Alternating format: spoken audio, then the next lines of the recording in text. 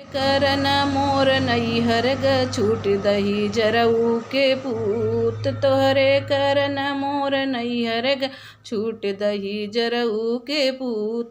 तब तक है मोरे बागे बगीचा, तब तक है मोर बाग बगीचा। तोहरे न बाटई ने बुलवऊ के भूत दही जरऊ के पूत। तोहरे न बाटई ने बुलवऊ के उत दही जरऊ के पूत। तोहरे करन मोर नैहर ग छूट दही जरऊ के पूत। तब तक है मोरे महला दो महल, तोहरे न बाटई खीर खियऊ के भूत दही जरऊ के पूत। तोहरे न बाटई खीर खियऊ के भूत दही जरऊ के पूत। तोहरे करन मोर नैहर ग छूट दही जरऊ के पूत। तब तक है मोरे गैया भैंसिया, तब तक है मोर गैया भैंसिया।